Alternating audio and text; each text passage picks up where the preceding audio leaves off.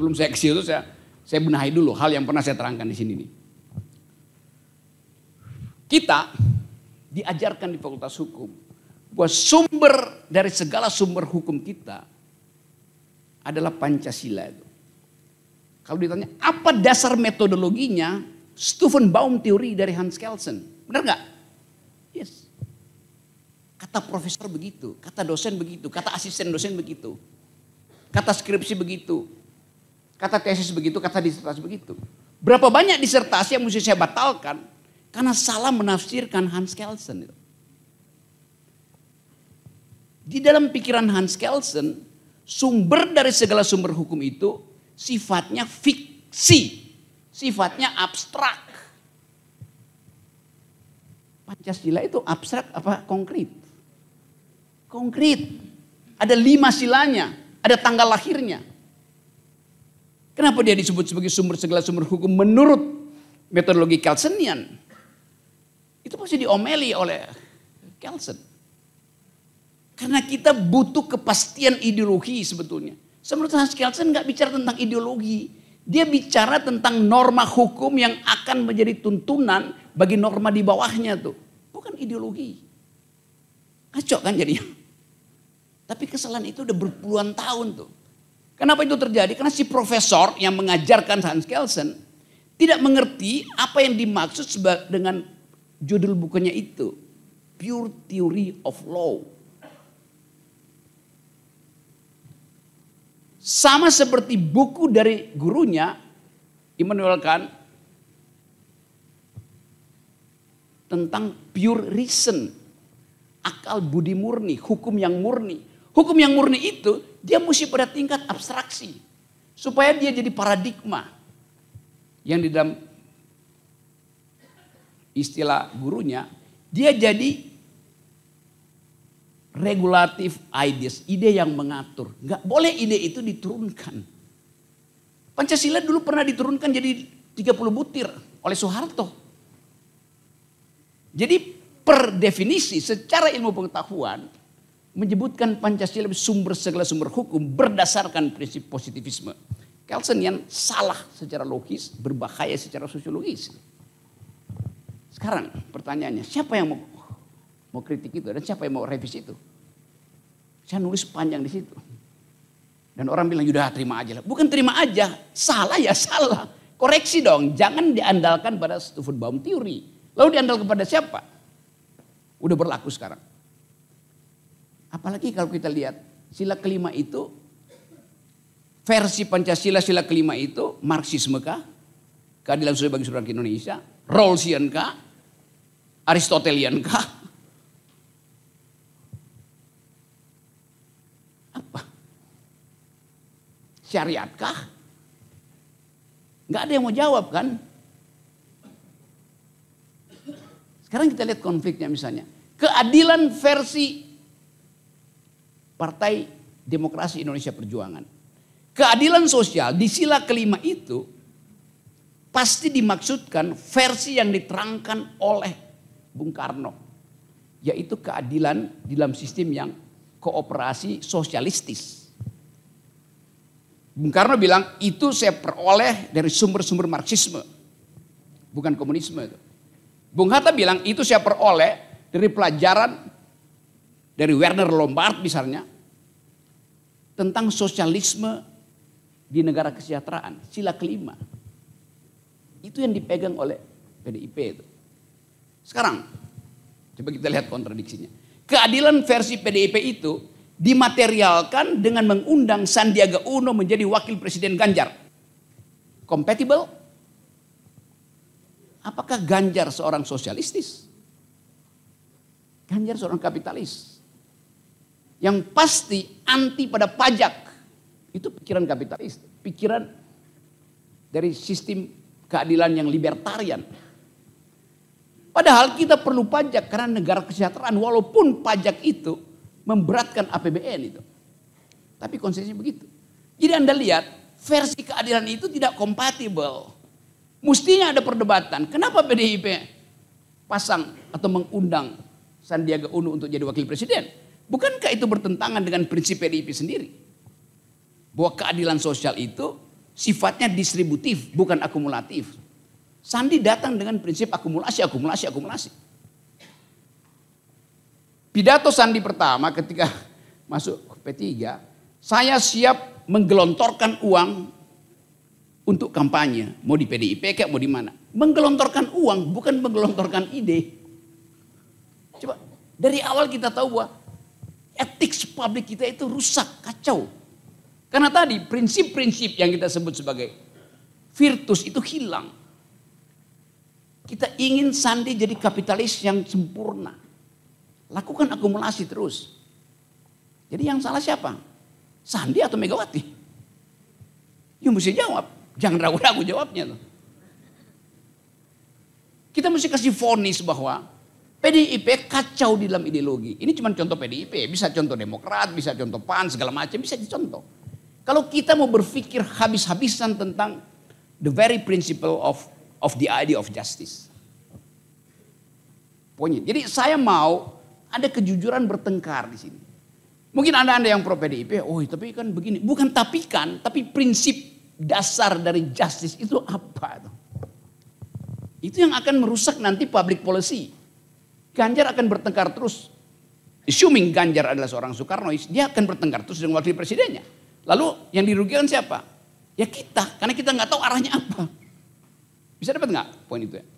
Jadi soal keadilan bukan sekedar apa yang diputuskan di meja hakim, tetapi apa yang diselenggarakan sebagai public discourse. Literasi, narasi yang hidup di kita bercampur, tidak ada ketegasan soal itu. Oke, itu catatan kaki, itu apa namanya, selingan yang berbahaya memang. Kalau diteruskan, saya balik pada teori tadi ya. Kita lompat dari Aristotle, kira-kira 325 sebelum Masehi, kita pergi ke abad 20. Ketika tadi muncul satu nama yang kita sebut, yang saya sebut John Rawls, yang hanya diketahui, didengar oleh 3-4 orang di sini. Buku John Rawls itu, ini penting sekali teman-teman hakim itu. Paling nggak Anda tahu dasar pikirannya dan Anda Google supaya Anda punya pengalaman membaca buku yang betul-betul sinopsis dari seluruh teori keadilan. Bukunya berjudul A Theory of Justice, sebuah teori tentang keadilan. Oke, judulnya ada A di depan. Seringkali orang suka salah, cuma disebut Theory of Justice. Padahal judulnya A Theory of Justice, dan itu diterangkan oleh John Rawls di halaman pertama justru bahwa teori dia itu bukan teori pamungkas, dia hanya satu dari teori yang sudah beredar sebelumnya. Tetapi kemudian Kasana ilmu pengetahuan memberi penilaian prima pada karya itu, karena di dalam karya itulah debat intelektual mutakhir tentang keadilan dipersoalkan. Oke, saya rumuskan secara sinopsis apa yang ditulis oleh Rawls. Pertanyaan di dalam buku itu adalah prinsip apa yang mesti dijadikan sebagai dasar untuk memutuskan mana yang adil, mana yang bukan. Mana yang adil, mana yang bukan. Di dalam kehidupan publik, bukan dalam kehidupan privat. Dalam kehidupan privat adil dan bukan baca Quran, baca Bible, baca prinsip-prinsip yang Anda sukai. Tetapi kalau kehidupan publik, apa yang bisa disepakati bersama oleh masyarakat yang kepentingannya beragam, tetapi takut untuk mendapat efek ketidakadilan. Kita semua punya kepentingan yang beragam tentang masa depan. Harapan menjadi pejabat, keinginan untuk menjadi kaya, kemuliaan untuk berbakti pada bangsa, kehendak untuk menjadi ustadz. Kita punya varieties of interest. Keragaman kepentingan yang basisnya semua adalah kebaikan diri sendiri. Tadi itu, virtu itu. Di dalam Rawls diganti istilahnya. Self-respect. Sama aja sebetulnya. Virtus di dalam Aristotle berubah menjadi self-respect. Harga diri saya itu beda dengan harga diri Anda. Tetapi kita sama-sama ingin saling menghargai. Oleh karena itu mesti ada satu prinsip pengatur. supaya keadilan itu bisa dirasakan oleh semua, tetapi prinsip keadilan yang dirasakan semua tidak menghalangi saya untuk mengejar keinginan mulia saya sendiri. Dapat nggak poin itu? Buat sementara. Jadi dilemanya di situ. Kalau satu prinsip keadilan, misalnya komunisme, nggak perlu ada lagi persaingan yang disebut good self-respect. Karena semuanya dipukul rata oleh prinsip komunisme, oleh fasisme. Itu namanya negara memelihara satu ideologi tunggal. Dan semua masyarakat, semua citizen hanya boleh mengucapkan versi negara tentang ideologi itu. Itu namanya negara yang berideologi. Yang sekarang juga kacau di Indonesia. Tadi saya sebut tadi soal Pancasila, dan sekarang Pancasila dinyatakan sebagai ideologi negara. Artinya kita nggak perlu punya pikiran lain selain Pancasila kan.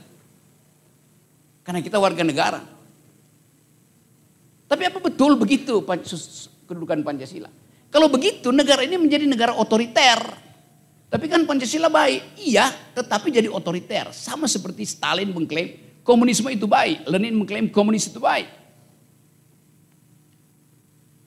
Presiden Korea Selatan, Kim Il-sung, Kim Il-jong, komunisme itu baik. Jadi kebaikan itu jadi tunggal. Padahal ada versi-versi kebaikan di antara netizen itu. Jadi bahaya negara berideologi, gak ada lagi inisiatif pribadi untuk self-respect. Jadi menyatakan Pancasila sebagai ideologi negara itu berbahaya sebetulnya. Dan bahkan di dalam konstitusi tidak pernah disebut. Di mana di konstitusi disebut Pancasila adalah ideologi negara? Gak ada. Baca konstitusi undang-undang. Bung Karno yang disebut penggali Pancasila mengatakan Pancasila itu adalah filsafat bernegara. Artinya boleh dipertengkarkan. Filsafat statusnya bisa dipertengkarkan. Philosophical foundation. Philosophic Grundslag. Pandangan filosofi itu. Bukan ideologi. Pak Harto tidak mengatakan Pancasila ideologi negara. Pak Harto bilang Pancasila adalah asas bernegara.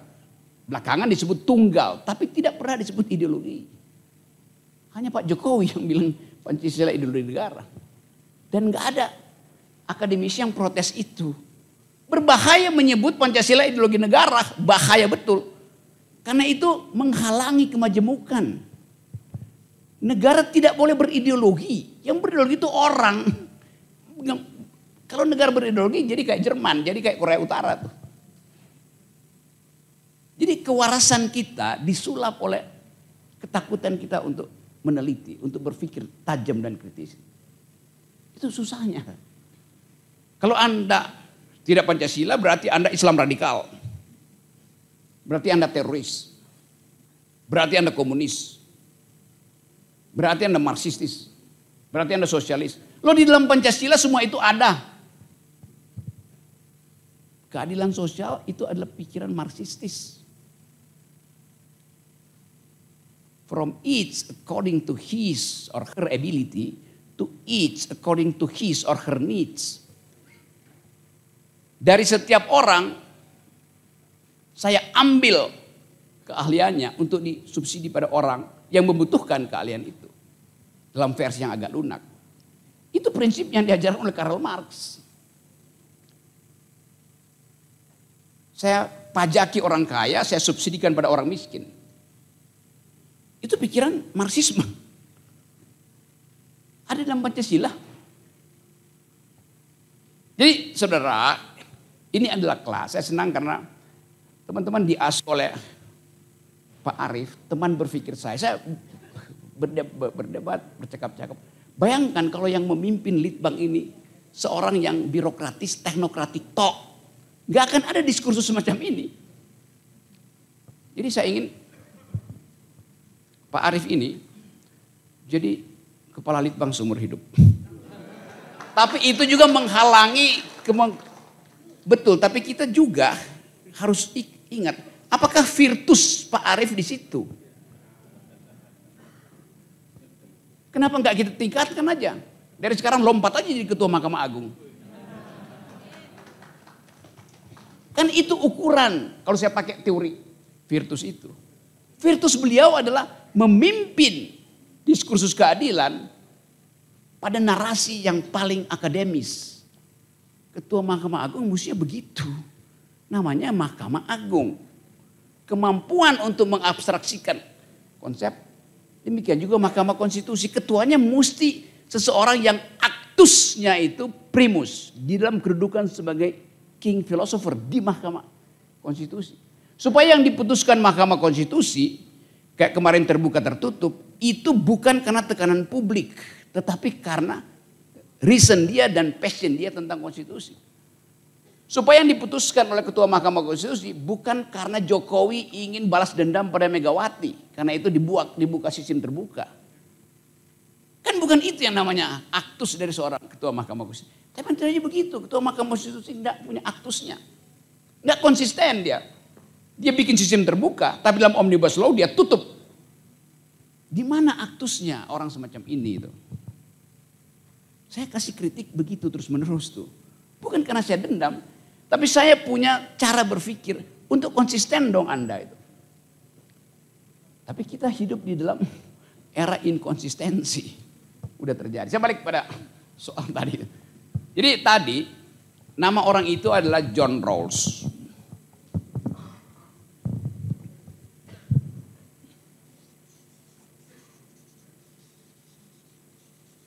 Nanti Anda Google, Anda baca buku ini. Ini buku udah ada versi bahasa Indonesia, tapi jangan baca buku versi bahasa Indonesia tanpa didampingi versi Inggrisnya tuh. Karena banyak grammar yang terbalik-balik dalam terjemahan. Oke. Buku itu terbit tahun 71. Di dalam buku ini, saya terangkan tadi di awal, John Rawls berupaya untuk menetapkan secara akademis, bukan menetapkan seperti presiden menetapkan ya. Menetapkan, memproposalkan ide yang akan mengatur prinsip-prinsip keadilan. Secara umum, kalau saya kasih kuliah 15 tahun lalu, saya sebutkan saja prinsip pertama adalah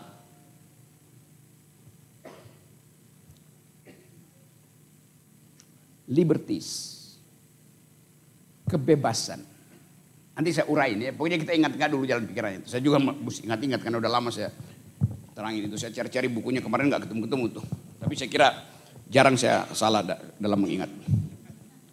Prinsip pertama namanya prinsip kebebasan. Artinya semua orang yang hendak mencari dalil keadilan, siapapun dia, di dalam dirinya ada penghormatan terhadap hak orang lain untuk mencari dalil yang sama.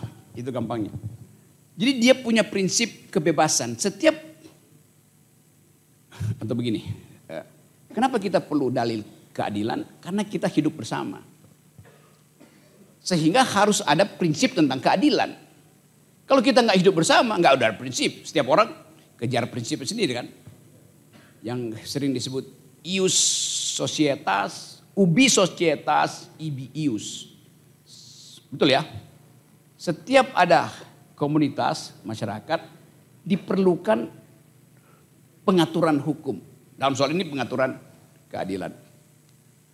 Jadi ide dasarnya, karena kita hidup bersama, diperlukan prinsip yang bisa di-share dan diusulkan setiap orang supaya jadi pengetahuan bersama.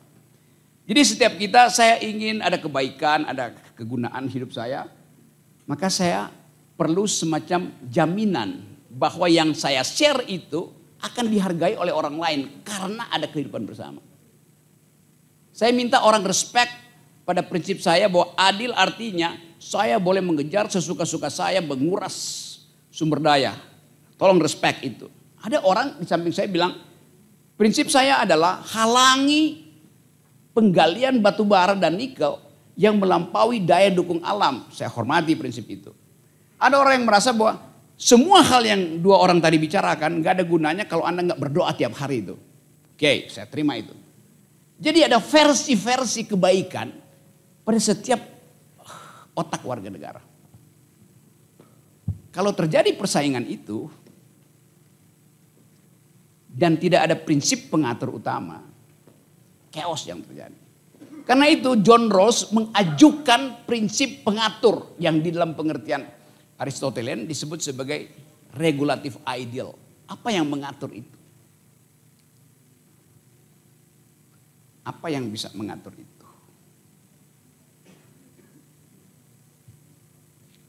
Tadi dimulai dengan dasar hidup manusia. Kalau semua orang diakui punya kemampuan mengekspresikan keinginannya, artinya semua orang harus menghargai kebebasan setiap orang, kebebasan orang lain untuk mengucapkan hal yang sama. Logikanya begitu. Prinsip itu yang disebut sebagai kebebasan kehendak. Basic liberties. Macam-macam basic libertiesnya yang kita sebut hak asasi manusia sekarang. Tapi intinya kebebasan berkehendak. Prinsip pertama dalam keadilan adalah kebebasan berkehendak. Oke. Prinsip pertama. Biasanya dibikin layer. Ini prinsip pertama ada satu, prinsip kedua ada dua. Saya bikin aja 1, 2, 3 ya. Prinsip pertama adalah jaminan bahwa setiap orang punya alasan untuk mengucapkan hati nuraninya. Namanya basic liberties. Yang paling penting adalah kehendak untuk mengucapkan pikirannya. Prinsip kedua, semua yang diucapkan itu harus dijamin aksesnya supaya tidak terhalang. Jadi jaminan bahwa kehendak itu harus accessible, harus bisa diakses. Namanya equality of opportunity. Kesamaan hak untuk memperoleh kesempatan di dalam kerja, dalam karir. Bisa lihat urutannya. Nanti kita lihat bagaimana kaitan-kaitan. Jadi prinsip pertama itu ada basic liberties, prinsip kedua namanya equality of opportunity. Kalau Anda baca nanti agak panjang penjelasan, tapi saya bikin ringkas supaya ada yang tertinggal di kepala kita ya. Supaya Anda berminat untuk dalami lagi. Kalau semua orang punya akses yang sama, punya kesamaan akses terhadap oportunitas yang disediakan di dalam kehidupan publik, masalah berikut adalah bagaimana kalau ada orang yang tertinggal di dalam mengakses oportunitasnya diri sendiri. Dia punya basic liberties, kesempatannya dijamin oleh hukum, tapi oleh keadaan-keadaan sosial dia tertinggal. Apa yang bisa dilakukan? Nah di situ dalil yang kita ingat dari seluruh filsafat keadilan Rawls, dia sebut sebagai difference principle. Prinsip pembeda. Seseorang yang tercecer, kalau terjadi ketidakadilan, kan tidak boleh terjadi ketidakadilan kan. Karena basic liberties dan kesamaan opportunity. Tapi kalau terjadi ketidakadilan itu dibenarkan hanya bila ketidakadilan itu menguntungkan orang yang tercecer tadi itu. Jadi inequality dibolehkan. Kan tadi prinsipnya tidak boleh ada inequality. Karena setiap orang punya basic liberties, setiap orang punya hak yang sama untuk mengejar oportunitas. Tapi kalau terjadi inequality, ketidakadilan, dia dibenarkan secara etis bila ketidakadilan itu menguntungkan mereka yang lemah. Nah, biasanya orang cuma ingat prinsip itu, difference principle. Pembedanya adalah kalau ketidakadilan itu justru menguntungkan mereka yang tercecer di dalam pertandingan public policy itu. Yang sekarang kita sebut sebagai affirmative action.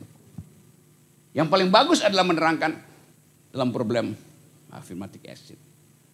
Perempuan tertinggal 25 abad untuk masuk dalam posisi-posisi pejabat publik. Tertinggal dia. Kalau kita bikin aturan berdasarkan prinsip basic liberties tadi, oke, semua orang punya basic liberties. perempuan bebas untuk mengucapkan, silakan fight. Undang-undang tidak melarang perempuan untuk berpolitik, hak warga negara, equal opportunity.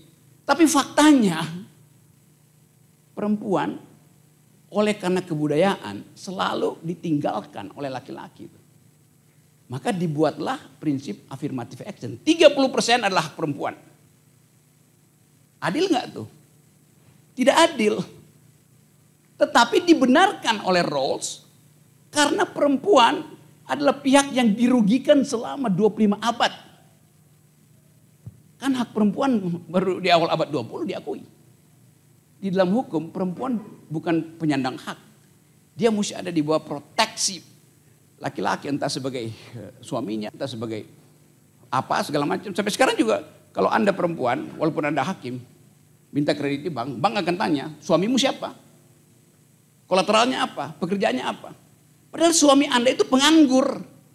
Anda justru ingin cari nafkah dan ingin berusaha dengan kapasitas Anda sebagai mantan hakim. Anda punya pengetahuan. Tapi bank tetap curiga.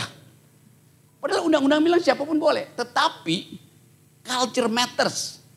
Maka perempuan terhalang untuk masuk di dalam dunia yang sifatnya adalah publik. Karena tetap dianggap tugas perempuan adalah di kamar mandi, kamar tidur. Hanya itu tugas perempuan. Jadi ketidakadilan itu dibatalkan oleh prinsip yang justru tidak adil. Yaitu perempuan diistimewakan dapat kuota 30%. Tapi bagi prinsip tadi itu diiyakan, itu bukan salah. Karena dia menguntungkan mereka yang lemah, yaitu kaum perempuan. Yang tertinggal selama 25 abad. Dapat nggak poin itu? Oke, pelan-pelan ya. Kalau udah mulai nggak menarik kasih tahu saya supaya saya cari cara supaya lebih dramatis keterangan itu. Jadi saya taruh tadi di sini supaya Anda ingat-ingat prinsip itu ya. Ada banyak teori tapi saya ingin teori ini yang kita kuasai dan jadiin dasar. Kalau kita misalnya mau mutusin sesuatu, kita ingat bahwa oke, ada difference principle di situ tuh. Apakah keputusan saya sebagai hakim, walaupun jujur di dalam hukum positivistik, tapi apakah secara sosiologis bisa dibenarkan? Apakah secara filosofis dia punya legitimasi? Apakah secara etis tidak akan mengganggu nurani saya? Kan itu yang kita sebut sebagai pertanggungjawaban terhadap posisi hakim yang setiap saat bisa bikin diskresi. Per menit, per detik dia bisa bikin diskresi. Jadi ada prinsip pertama, itu basic liberties.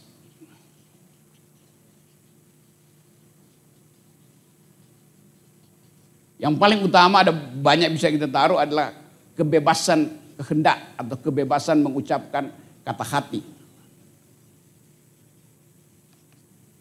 Prinsip kedua saya sudah terangin tadi, equal opportunity.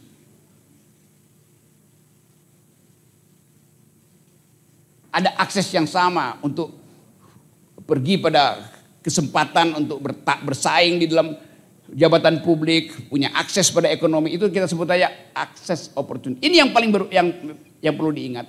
Bila seseorang punya basic liberties, tersedia aksesnya, opportunity sama.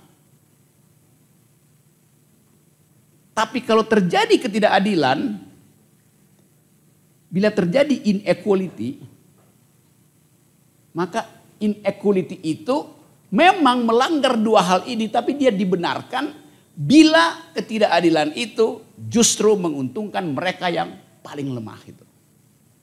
Itu yang disebut sebagai alasan pembeda. Prinsip pembeda, difference principle.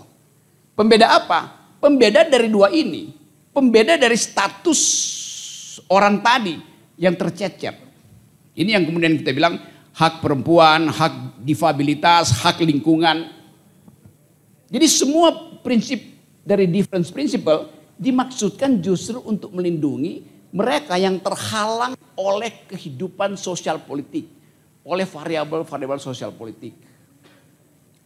Tetapi mesti diingat, ada aspek inti di dalam pikiran Rawls, yaitu self-respect, hargai orang itu. Jangan-jangan orang itu memang gak mau dibantu.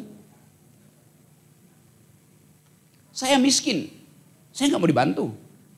Difference principle tidak berlaku pada orang yang self respectnya mengatakan sejujurnya bahwa dia tidak ingin dibantu.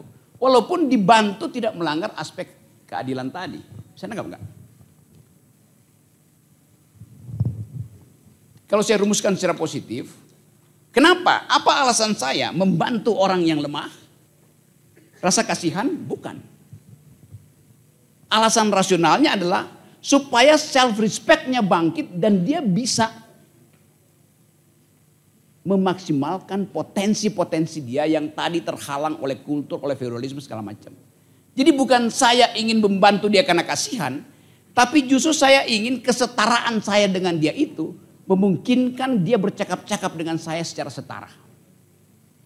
Anda tidak minder kalau Anda karena itu kalau Anda caleg perempuan, nanti si laki-laki bilang, ya lu kan gue yang kasih 30%. Loh itu bukan dikasih oleh laki-laki, itu hasil dari difference principle. Apalagi kalau kita terangkan itu hasil perjuangan perempuan berabad-abad. Sehingga di abad sekarang dia bisa menikmati hak-hak politiknya walaupun baru 30%. Padahal dia mesti dapat 100%. Jadi harus dipastikan bahwa mereka yang tercecer itu bukan sekedar diangkat untuk dapat akses lagi. Tapi dipastikan bahwa dia masuk accessible terhadap parameter-parameter politik. Perempuan dapat 30% sekarang. Silakan fight sendiri. Bukan begitu maksudnya. Pastikan 30% itu dia peroleh. Itu dasarnya tuh. Dapat poin itu ya. Kan begitu banyak kan. Di daerah saya dengar. Kan kalian udah dapat 30%. Fight dong.